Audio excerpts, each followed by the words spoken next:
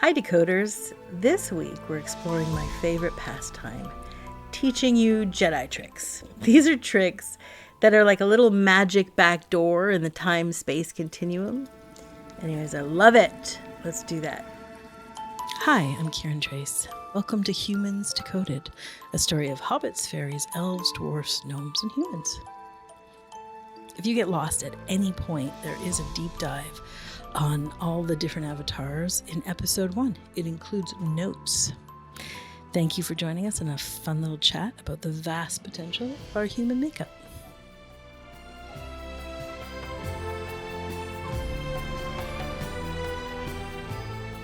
Hi Leela, hi Cam. Hey guys. Hi everyone. You know, it's that time of year again when everyone's traveling. And maybe it's a road trip, or maybe you're on a flight, and there's all kinds of wild stuff going on with travel in the world these days. So it feels like the perfect time to share my storehouse of tricks. I call them Jedi tricks, and I've got a bunch that I just love for traveling. And, I think everyone understands the term Jedi trick. If you don't, it's a little quick hack to harness the power of the one and your own connection to that. And it's magic and something amazing that kind of winks back to you the elasticity of reality and the elasticity of time in these like really cheeky, wonderful ways. And so that's what I call a Jedi trick. Yum. You know, I'm currently traveling a lot, so I do appreciate the opportunity to revisit this because, even though I do know Jedi trick, what it is, it's like I'm not who I was a year ago or 2 years ago. So what does a Jedi trick look like now, like from where I am now? Yeah, I hadn't thought of it that way, but that's true. It's always really nice to refresh and approach the practice from wherever you are now. So, Kiran, give it to us. Well, now you guys are at the Obi-Wan Kenobi tricks. You can Obi-Wan Kenobi it. But okay, a Jedi trick. Okay. So it's just the funnest thing. And I love it in the travel space because it turns something that can be such a clusterfuck like holiday travel into something that is just this perfect arena to play with. It kind of flips on its head in this really beautiful way. What we think of as like hectic travel. Sometimes in spiritual practice, it is preached to us that the reason we practice every single day is so that when things get really tough or hard down the line in your life, you have created these beautiful pathways through practice to steer you through a complicated thing. I just want to say right now, the Jedi trick is not that. It's not that. It's just this really fun, perfect playroom. I love it so much because, travel in the holidays is this sort of unquestioned opportunity for stress, frustration, pressure, missed flights, misconnections, timelines. And it's like, we're not doing like, this, like I'm a meditator and I practice so I can manage to be really patient and have this equilibrium no matter the complexity or chaos of the space. No. It's this perfect arena because everyone's losing their shit, and it's just like the funnest place to practice. So, okay. Here's the first Jedi trick for you. And this is maybe the easiest or most simplest. It's dissolve fully into meditation. So what that means is you're not hyper focused on your boarding pass, on your passport, on the time that the flight's leaving, what gate it is. You're just like a little soft and you let awareness hold the details. And so I call it like just dissolve back into meditation. And so I have a bunch of beautiful guided meditations that are right there free on the YouTube channel. Sorry, there's ads. We cannot control that. If you're in class or in any of our programs, you have all the meditations that are there, or they don't have ads in them. So those class meditations are also gorgeous. But the idea is to fully dissolve into it. And so let me break down what that means. So by meditation, anybody new or joining us, maybe this is your first episode, it means letting your awareness connect to the field around us. It's not watching your mind. It's not being interested in your mind. It's not trying to stop your mind. It's not saying a bunch of mantras until you trance out. It's nothing like that. It's a practice of moving your awareness back. So awareness, which right now you guys listening, it's usually sitting right in front of your prefrontal cortex. So it's like your forehead sits right there just behind your forehead, sort of right there at the mind level, or the mental loops. And your awareness can actually move back, or those decoders in Kundalini practice, up and back. Don't get hyper fixated on that. It's enough to just say lean back. So you lean back out of that mental loop and into awareness. And then the present moment becomes more available. All those sensational details like sounds, or the sensation of breath in your body, or saliva in your mouth, or color and light and shapes in the space. And when we allow ourselves to lean back into awareness, then that you'll know you're there, because the present moment gets louder. And then the present moment is naturally held in this field of silence. So on the surface, it's the airport and people and your suitcase and your passport. But in the depth, there's this one infinite connected field. And that is a very, very quiet space. And awareness is very capable of being aware of the surface and the depth simultaneously. But your mind is not. So this is what we're talking about when we're saying meditation. Lean back into that awareness. Let awareness pick up the present moment, and awareness will organically spill down into the depths, into the quiet space. So definitely practice this. Practice this a lot. But I'm telling you, a really brilliant and perfect place to practice it is the chaotic scene at the airport where everybody's losing their shit, or in the border lineup, or in the traffic jam, to the mall, or in the big lineup to something, right? Like that's, the best place. It's so fun. It somehow is like simpler and easier there to lean back and just dissolve into this awareness, and then commune with the quiet that's holding it all. It's almost like the contrast of the chaos and the loudness and the frustration and the collective pain in the butt ironically makes it easier to hear that connected and silent field. And you then start to have the most magical interactions that you can imagine.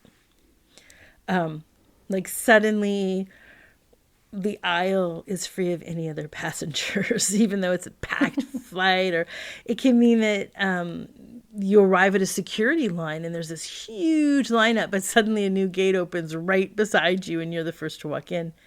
All kinds of things in big harness crazy lineups. Suddenly someone walks up to you and gives you free tickets and you walk in. Like it's wild. And the thing I want to say is like, this is this perfect arena, the perfect playground for this little hack. And I want to kind of outline, like, this is an awareness practice. It's not a mind practice. So if you remember this in a lineup and you're like, wait, there's a hack, Kiran said it, and I better do that in order to avoid this lineup. Or if you're like, holy shit, I'm like really late getting out the door, I better do this Jedi trick in order to get something. it's not going to work. Because that's just your mind trying to get something. And it's trying to remember a practice and use the practice to get something. That's not it. That's not the one. But this is such an optimal opportunity, like a beautiful arena, because you're just leaning back and then watching awareness pick up all the detail. And so that's like Jedi trick number 1. Just as you're talking, I'm remembering how years ago I would be sitting in a tram, going to Zurich airport, listening to your YouTube meditations. That was really beautiful. And then, I'm also remembering I've just been at Kiran's retreat. It might have been 2018 or 19. So I just spent a whole week, like 7 days in pure silence and source, and was traveling back to Switzerland. So it was like saturated in all this presence. The oceans kind of parted. My flight was packed, but I had a whole row to myself, like 4 seats just for me. And it felt like there was just source flying through the cosmos, flying through the atmosphere. And the whole flight just felt like it's silencing, and it just looks like this airplane with this empty row. And it was wonderful. I slept a few hours, I meditated a couple of hours, just sort of a seamless continuation of retreat. And other times I would get random upgrades to the most beautiful business class there is, I think. It's like Lufthansa. If they're listening, they might sponsor me, please. Where you get like, it's almost like you get to dine in a restaurant, but it's on an airplane. So they have a tablecloth, they have real nice china and real cutlery, and the meals are so good. And that's another thing. Like, when it's just silence traveling or just source traveling, these in-flight meals are delicious. Whereas, before I was somebody who was like, I'm not going to eat airplane food. Ew, disgusting. I have to pack my own snacks, obviously. Now I'm like, nope, this is good. I like it. Thank you very much.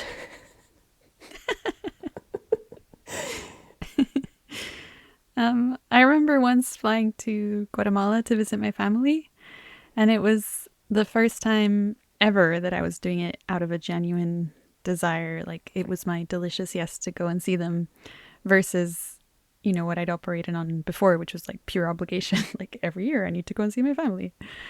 And the trip started out so beautifully. I stayed in a hotel the night before I flew, and it was just like upgrade, upgrade, upgrade. I got a room upgrade, and then I was going to take the bus to the airport from the hotel. And this random family shows up in a private vehicle, and they're like, "Your ride, milady," as if it had been pre-planned. But they just happened to be there at the right time and offered me a lift. And I don't know if I got a flight upgrade, because I don't know if I'm quite at Leela's level. But the whole trip felt like a total celebration. And it didn't feel like travel. It was just like, yay. And so I don't know, maybe you're driving somewhere, or you can practice this if you pull over for lunch, or if you pull out for a little stretch or a walk. You can just like sit and have this sweet little meditation, and then in that particular space there's like little magics. I don't encourage you to spend your whole life in a deep meditative dissolve. That's not what like an awakening into original nature or any level of awakening actually looks like. So I'm talking about these little Jedi moments. And I'm pointing that out because sometimes it can be confused. I've had people say to me, like, how come you're not like always in this deep state of meditation? because I'm human living life on planet Earth. I don't want to be dissolved into these deep spaces. That being said, it is very sweet, especially in a chaotic space, to just sort of pop out for a second and just do this little dissolve and watch these little magics apply. Like sometimes I'll do it like if I'm sitting at the beach, or if I'm like sitting outside and it's like a loud, busy restaurant or something like that. I'll just sort of dissolve for a second, and then like I have these lovely interactions for a moment. Little children like come up to me, wander over from their table to mine, look me in the eye, and just say things like, "I hope you're having just the best day."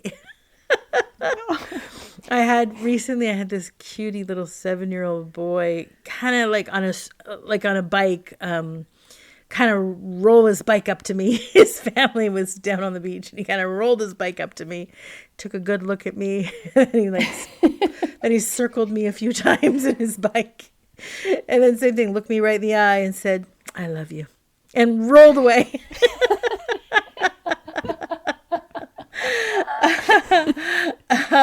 And so it's just these really sweet little moments. One time, also very recently, this sweet person came up to me, this woman. I was at a restaurant outside, and she said, "I see you're getting too much sun on your shoulders. Do you have sunscreen?" I said, "I don't. No, I don't." And she said, "I do. I have some really good stuff. Can I put it on your shoulders?" And when I'm saying it out loud, it sounds a little weird and creepy, and maybe she was trying to sell me something. And man, do I wish she was selling me that sunscreen. It was really good. I don't know the name of it, but it was really good.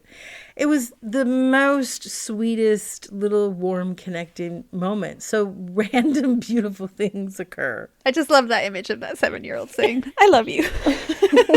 Like he's free to roam around inside of my mind on his little bicycle.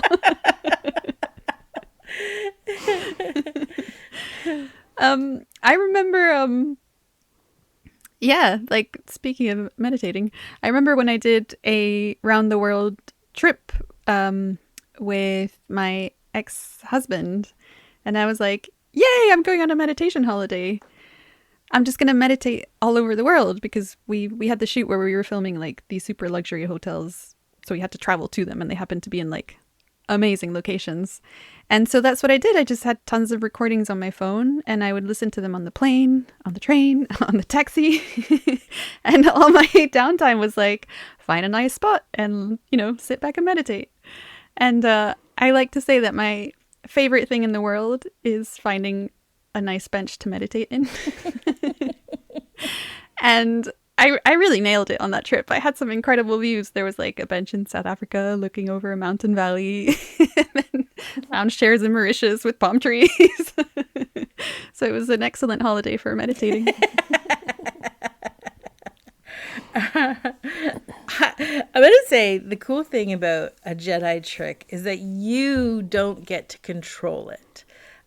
Like I said, it doesn't work at all if you're trying to get something out of it. But when you dissolve and you let awareness be, suddenly anything can happen. I was headed to Leela's retreat once in Switzerland, and I was traveling from London, and so I had to get up at 4 a.m. to get my flight to Zurich. And I got to the airport in London, and they were like, "Your ticket is booked under the wrong name, so we can't let you on this flight." And right there and then, I had to buy a whole new ticket. God. And luckily, there was a flight that meant I could just still make the train to where the retreat was on time. And I mean, the whole trip was just this like cacophony of shit shows. Like everything went wrong, and I wasn't expecting it. And it was the first time that I was like, this actually doesn't matter one bit. Like, this is nothing. It's just lifing, and it's not actually a problem that like every single thing went wrong. Yeah, and I love the intelligence of that, because it looked like everything you'd made a plan with went wrong, but everything went right. There was still a flight. It's still connected to the train. It still was on.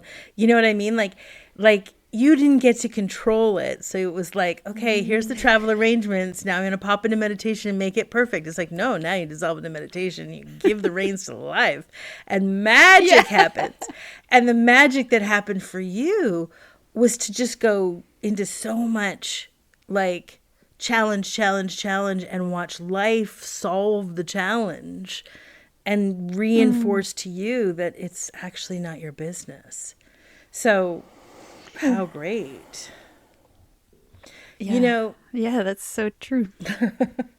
And then, because then I landed and I had the best retreat ever. It's still probably one of my favorite retreats ever that I had over in Switzerland with Leela. Yeah, pretty open-handed by that time. Like life prepped you. By force. And you were just talking about your beautiful around the world trip, and ironically on that trip you had a bad accident. It was a really intelligent poke for you though. I completely forgot about that. That this like beautiful meditation holiday ended up in a car accident. Yeah, at the time I was still married to my ex, and he was directing this big shoot around the world, and I was traveling with him as part of the camera team. And on the outside, it was like this picture perfect couple traveling around the world and being put up in 5-star accommodation. But our relationship was really on its last legs, and it's not like we ever really fought or got on badly. So it was subtle and difficult to admit or call out. And then on our last day, we had a car accident. We got T-boned by somebody in Morocco, and the car flipped over. And luckily, nobody got badly hurt. My ex had some scrapes in his arm from the glass, but they were very superficial. So we were really, really lucky. But it was like a mega blow. It was like a slap in the face. It was a wake-up call. And it feels like all of the subtle pokes that were about exiting the relationship before hadn't been fully acknowledged because they were just too scary to look at directly. So I just kept doing like a side eye, like, nah. So having this really explosive event in my face made it possible to hear the kind of internal explosion that was already happening inside of me. So, I mean, it was a huge intelligence, and it got the ball rolling for us to find better alignment in our relationship, which for us, it meant the end of the road as a couple. Oh, I would love to share my favorite travel story ever. It was back when COVID was still a thing, so maybe, 5 years ago. And I was visiting Kiran during Christmas. And after 2-3 weeks of just having best time ever, I headed home. And, at the time, you need a COVID test to prove that you don't have it in order to be able to fly. But, oh my God, it's the United States of America, so everything's a bit complicated, and I couldn't get a test for my life to confirm that I don't have COVID.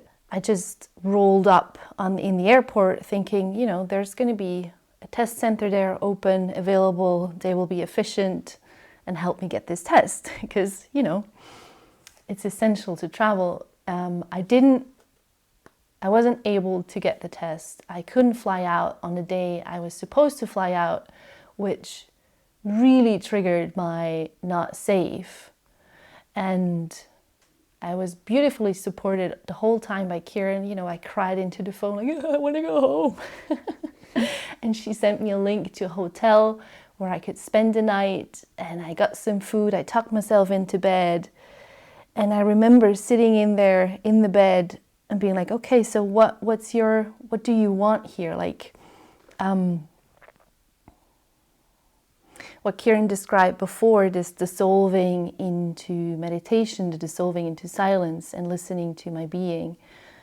And I remember writing in my diary that I would like to go home. I would like it to be very effortless and easy to get a test. And the next day I got up to wait in line for a test, which didn't happen again. But I was waiting in line with a British family, and at some point I hear them say, a private nurse is coming to our relative's place. And I just turned around to them and said, I'm so sorry that I'm going to be this person in this moment, but can I please come? Can you please take me with you? And after a little bit of like, they took me with them. They took me, with all my luggage in their cab. We went to their relative's place. It was the most effortless COVID testing I've ever experienced. This nurse came, she swiped my nostrils. 5 minutes later, I had the test results I needed and could fly out. And in the end, I didn't even need to pay for the test. That was like $350. They were like, yeah, we're happy to pay for you. And I just sent them some Swiss chocolates. So I don't know, that was, and still is, completely mind-blowing. Like, how is this possible? And it's such a beautiful mirror for, okay, so the world is this chaos, right? And everything is pointing to this isn't safe, and this for sure is a problem. However, what's more true or what's more real is this moment. It's the silence. It's this leaning back and just letting the being, my being, sort of talk without having my grabby hands on what it wants. And, still to this day, yeah, as I said, like, what a miracle. Just incredible how life provides. That is so incredible. I didn't know the full story, because I remember chatting with you while you were in the hotel and kind of trying to feel like, okay, what's the desire here? But I had no idea that was the outcome. I didn't know you didn't know. I have another Jedi trick that I love to just add on to this practice when we're traveling. But this is already a long episode, and there's a lot here for you decoders to kind of digest and integrate. So let's leave it here today, and we'll pick up my add-on practice next week, or those of you bingers, in a few minutes. So decoders, practice what it is to lean back and let awareness witness the present moment. And you'll know, because the present moment gets a little loud. And then from that, it starts to slowly just sort of drip into the quieter, connected field. So the links to my guided meditations to practice are below. There's a whole playlist that has all kinds of redefining what is meditation for you, that kind of stuff. So linked below, have a little practice. And also, do you guys know we have the Avatar Marketplace? It's these lovely gifts that have been curated thoughtfully. They're unique, they're quirky, they're sustainable, hopefully affordable, and they're just sort of a help for shopping for our favorite people, given their specific avatar. So we hope you love the list. We hope you check it out. Yeah, I've shared it with a few of my friends, and they're like, oh, thank God. Because I had an elf friend shopping for his hobbit wife, and he was like, ooh, perfect. Cashmere sweater, done. And if you've checked out the Avatar Marketplace before, I can tell you it's not the same stuff anymore. Like, these beautifully curated gifts for your favorite avatars changed. I just had a sneak peek last week. I was like, woohoo, brand new things, exciting. So be sure to check it out again. I didn't actually know that, so I will be checking it out too. And if you shop from our curated list, shop from our page, we get a little commission, and that commission helps pay for the production of this podcast. And so we appreciate you buying fun gifts for your loved ones or yourself, and then sharing that love with us. So thank you. It's all linked below. Bye, decoders. Bye-bye.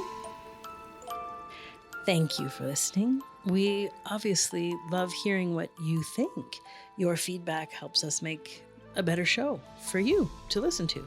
So feel free to comment, and you can do it at Facebook, which is the Humans Decoded podcast. And if you're not on social, you can always email any questions to us at outreach@kirantrace.com. And thanks for listening. We love you.